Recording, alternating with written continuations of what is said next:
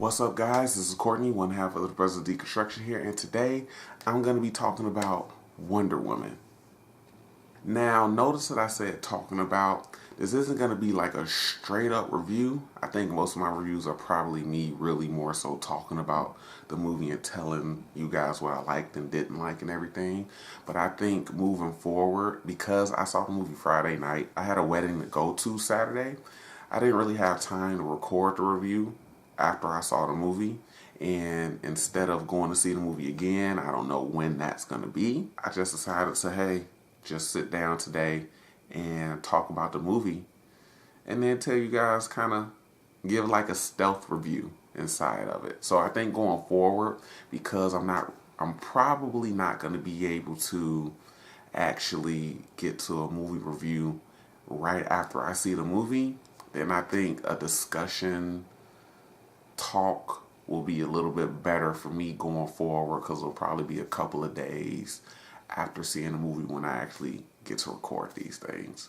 And to talk about the elephant in the room, I know it's been a while since the last video. Let's keep going. And as always, spoilers, Wonder Woman. What do I think about the movie? It's good. Wonder Woman is a really entertaining movie, and it's an enjoyable movie. Now, I have seen some people give it 10 out of 10, 9 out of 10, things like that. I wouldn't take it that far, but it is an enjoyable movie for what it is. I would say it probably starts out a little slow, but I like how they start the movie because it really is an origin movie for Diana. And we see her at a young age, and basically from probably age 5 or 6, maybe 7, into teenage years, and then, however Gal Gadot is supposed to be in this movie, before she leaves to go help fight the war. We basically get a backstory on her, and we are given the idea of how she's brought up.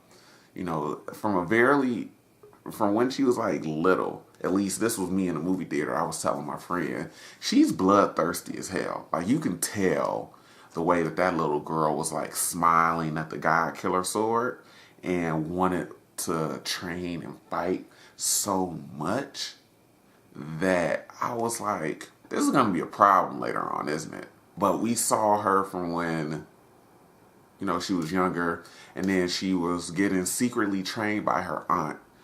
Her mom finds out, but then, she's like, look, well, this is happening already. So if you're going to train her harder than anybody else that you've ever trained. So I like that they did that with her. And the whole she must never find out what she is angle that they played in the trailer. It was we also got backstory about how Ares and Zeus basically came to blows. Ares basically killed all the other gods. They framed it that after Zeus created man, Ares got jealous, and he ended up fighting everybody, and Zeus struck him out of the heavens, and with his like dying breath and the rest of his power, he created the God Killer. Now we're given the idea that the God Killer is a sword and everything like that. But it turns out later on in the movie, it's not. Again, I've already given spoilers, but the God Killer is Diana. So even when she was training, the reason why her mom didn't want her training is because I guess once she goes down that road and she starts, figuring out like, hey, I'm the one who can stop Ares because he's still out there. There's no proof that he died or anything like that. Basically, I guess she was scared that, he was gonna come find Themyscira, because basically Themyscira was sectioned off from everybody else, and it was very, very hard to find. So I like that angle, like, hey, this is how they're going to play it. I really did enjoy that. After that, Steve Trevor crashes, probably for the first 20 minutes, I want to say, maybe 30 minutes, but 15 to 25 minutes, we kind of get that backstory leading up to Steve Trevor crash landing and Diana saving him. And after that, because Steve Trevor, we find out that Steve was on the run for taking Dr. Poison's book. The Germans sent, a fleet after him, and they kind of accidentally discovered the mascara. And so that was one of the early action scenes, besides like a couple of training montages and things like that. But one of the early action scenes was basically German troops storming the beach at the mascara. And it was a really good scene, because you see all these guys with guns. Basically, you see the boats following into this, I don't want to say dimension, but it's like when you enter in most movies, when they portray somebody entering in a dimension, it's like this clear wall that you kind of pass through. You see the boats popping up, and then Steve is just like, yeah, we need to go. After that, they basically just have this all-out fight, but it's intense as hell, because you see the Amazons, lining up, and they're like, all right, well, time to go. And then they're like, they use bow and arrow. So I like the dynamic of the fight, because I was like, these guys have guns. They're going to get slaughtered. And at first, once like the first gunshot hit the first Amazon and it flew right past Diana, and she was like looking back, and you see a dead Amazonian warrior just hanging from a rope that she shot into a rock. Just hanging from a rope after getting hit by a bullet. I was like, oh, they're going to get slaughtered. But it was a lot of Amazons, and they basically just flooded them. But I really like that action scene. Hippolyta's sister, I can't remember her name, but Diana's aunt, who trained her, ends up dying early in the movie, after she jumps in front of a bullet for Diana. And from there, it kind of sets like kind of a tone like, oh, this is a tragedy that happens early that probably is going to push Diana towards helping out with this war once they find out more information. They find more information, they start traveling. There's a nice little moment between Steve and Diana where, she's sleeping on the boat, and he's like trying to sleep across from her, and she's like, what's wrong? You can't sleep right here next to me. And he's like, I can, but it's not polite to do so. So I kind of like a lot of that humor. And it was I like a lot of the fish out of water humor that they had in the movie. The situation called for it. I mean, the mascara is an island full of women. She's never seen an actual man before. So I just liked all that comedy and all that humor. Some of it was a little forced, or some of the humor in the movie overall was a little forced, but nothing too crazy. Going forward in the movie, we get a lot of setup when it comes to Steve Trevor trying to get Dr. Poison's book that he stole back to his people, back to British intelligence, because he's a spy.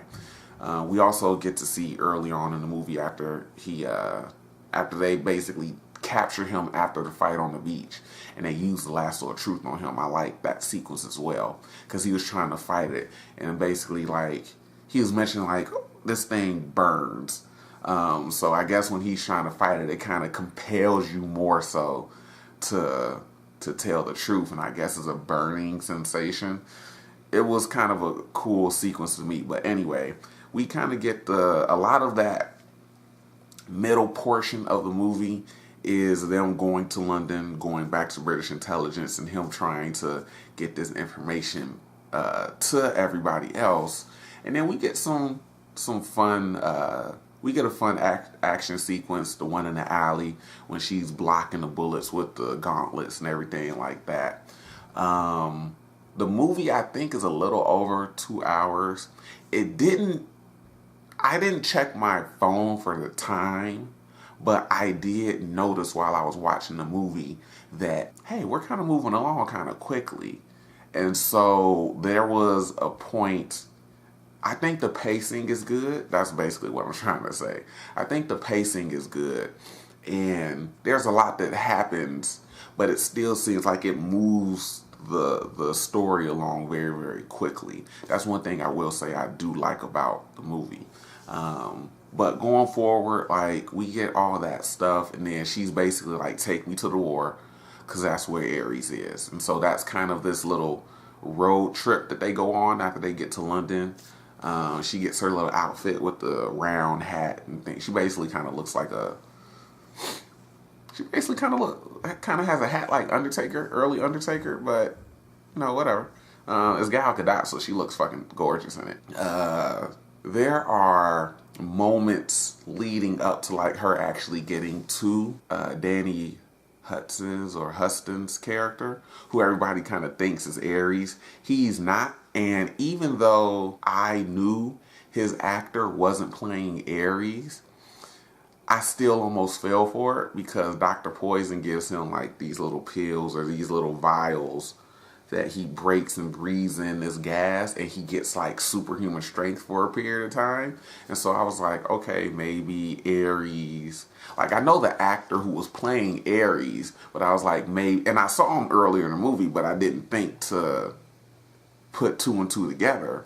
But I was like, maybe that's that, like, the general character is just like his human form or his disguise or something like that. But it turns out that, you know, leading up to that, it's still very, very good pacing, because playing along with that, you know, she basically takes the God Killer sword with her to like this little gala event, and Steve has to stop her, like, look, you can't kill a German general at this event. Like, it just doesn't happen. Like, there's no way that this is happening. You're not going to get out. And so I like Chris Pine's acting in the movie. I know I'm kind of going all over the place, but I don't want to get into just explaining the movie. Chris Pine was really good in this movie. I actually did like Gal Gadot's acting. There were certain moments where she didn't quite pull out the scenes for me, but overall, I really, really liked her. I think she did a really good job of playing that naivety really, really well. Like, Diana is really naive, but it comes from a good place. It's like, well, why can't I just go to the war and fight Ares? Like, why can't I do this? Like, why can't, you know, these people, basically, like, why does the world have to be, you know, bad? And there's a good moment between Diana and Steve when he's like she kills Danny, the general, the German general, and they're still fighting, and she's like, why are they still fighting? I killed Ares. Like, they should stop fighting. And he's like, well, maybe people are just bad. Maybe that's just how people are. And so I really liked how Gal played a very naive role, but I also do love how she portrayed that nobility in the role. Like, you can tell she had a optimist outlook on everything. She was very, very optimistic, but it was also coming from a place that, look, this is good. This is what people do, isn't it? Like, this is what I've learned. Like, isn't this what people do? So I really liked how she played that role. My biggest problem with the movie will probably be like the big fight with Ares towards the end of the movie. I think there were a lot of moments where they were cheesy or corny to me, because it was like, I get it. You know, he'll have her wrapped up in something, and when Steve dies, she's fighting Ares, and he basically commandeered this plane that's going to be dropping like a bunch of this deadly mustard gas. I think they're heading towards London to drop it, but he basically hijacks the plane and blows it up. And there's a really good moment with that, because he didn't just like hijack the plane and shoot the bombs behind him, because it was hydrogen based. They give him a moment. He's like, and then shoots the plane. Like, they give him a moment, they let it sink in a little bit. So I like that. But after that, Ares had basically wrapped Diana up in like the doors off a nearby Jeep. he like ripped them off and wrapped her up in that and was basically crushing her. The plane blows up. She like lets out her scream because earlier something happened where her hearing, she couldn't really hear, and Steve was talking to her. He gave her his like dad's watch, which was an heirloom, and he had that "I love you" moment, which I think that angle was a little rushed, but I didn't buy it all the way, but I understand like that was partially a love interest. I think it was kind of rushed just because we had them dancing after the whole basically running through the village, this particular village, saving these people, and they had some downtime. They were dancing. They did sleep together, but I don't know. I just didn't really buy it. But anyway, after that, you know, she has her little scream like with that whole moment, and she basically burst out of the doors, and it kind of like, they use a lot of slow motion for her fight scenes and everything like that, but at that moment it was like slow motion after she exploded, and you just saw like this glow around her, and I was just sitting there like, nope, not gonna work. So that was very, very cheesy to me. Like, I get it, this is a really big moment for her. Don't use slow motion and basically a freeze frame almost showing her explode from these constraints. Also, it was really CGI heavy. It was an okay fight scene, I guess. It was really just Ares like throwing stuff around, but it was really just the fight. It was because of those moments and just the fight itself. I would have liked it to have been, I don't know, there's something after, and Wonder Woman has good action scenes. It has good fight scenes. I saw somebody tweet that it has like the best fight scenes in like any comic book movie ever. Again, I wouldn't take it that far, but it has some really good action scenes. And to go from those to like this big CGI battle, I don't know, I just didn't really like it.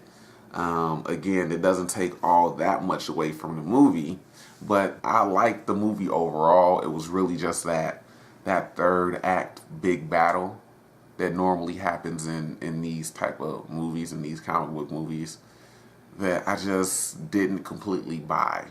But I would definitely suggest somebody, I've already told a few people like, hey, if you haven't seen Wonder Woman, go check it out. But it's just, for me, that fight in the third act, that big fight in the third act just wasn't what I was expecting or what I would have liked to see. Yeah, overall, like I said, it's an enjoyable movie. You know, nowadays I don't even give ratings. I always just tell you, go see the movie for yourself. Form your own opinion. That's probably the best bet. But you know, for people that actually do care about ratings, I'm confident with giving it a hard 7.5, a soft 8 out of 10. Again, it was really those corny moments in the third act fight scene, and a couple of other scenes as well. And some of the acting, again, Ares being the villain, it wasn't. He literally came out of, like, we know of him. We don't see too much of him. Like the explanation early on, like, hey, he was jealous of man, and so he set out to kind of corrupt them. Okay, we get that. And then he kind of gave like a really quick explanation of, you know, I knew that they were going to destroy everything, so might as well just give them hints and whispers in their ear of what to do. I don't tell them to do anything. I just give them ideas and let them do with it what they will. I thought that was cool, but I really liked to have seen more involvement from Ares. So the villain is a weak villain, but I mean, some of those things, again, it was overall an entertaining movie, and I would suggest that you go see it. Again, 7.5 to an 8 out of 10. The Mummy comes out Friday. I plan on going to see that. Actually kind of looks interesting to me, and I'm interested to see what Universal is going to do with this relaunching of their Monsters universe. I'm actually probably gonna do a review for The Mummy. We'll see. So yeah, that's all that I have for you guys today. Hopefully this video isn't extremely long, because I always hate the editing process. Check out the other videos, watch the other videos, do all that type of stuff. Subscribe if you like what you see. That's the shameless plug right there. Talk to you guys later.